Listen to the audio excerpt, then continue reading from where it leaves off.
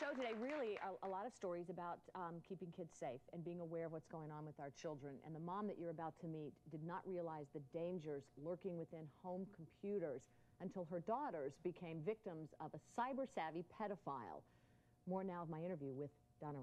Pedophiles use now the internet to talk to one another, to validate their behavior, to exchange child pornography, and to also exchange information on how to abuse a child. But we've never seen anything quite like this.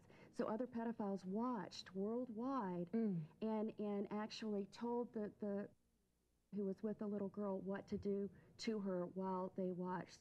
We send our kids to school. We send them to the library. We think, great, they're safe. Not so necessarily. Not with the internet. And what I encourage parents to do is to find out what the school or the library's internet policy is.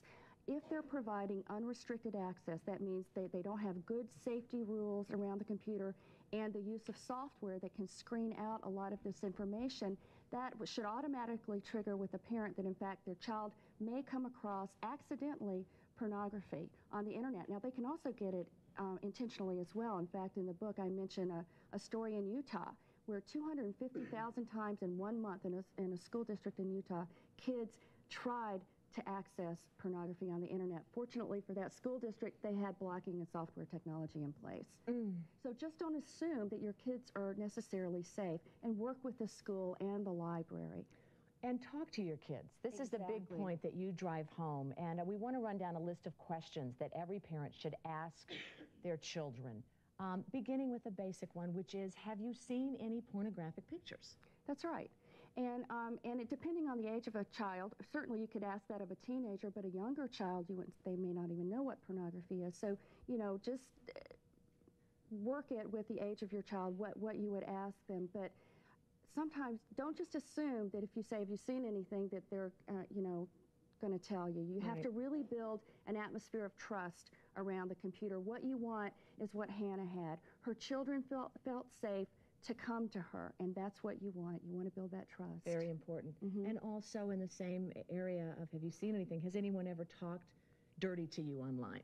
That's exactly right. And then what did they say? There's a lot you can do as a parent. If you discover that a predator has been interacting with your child, you can contact the authorities. There's a hotline that Missing and Exploited Children has set up, and all of that information is also in the book. But again, just build that atmosphere of trust and recognize that your children can accidentally come across pornography, and predators can actually disguise who they are because of the anonymity online, and your child may actually think that they're talking to another 10-year-old child when in fact it could be a 40-year-old man. So teach your children, because of the anonymity, who you may not know if the person is who they really say they are, and never meet anyone offline that you've met online. Exactly. Have you ever met anyone online that you don't know? Has anyone ever asked you for your personal information?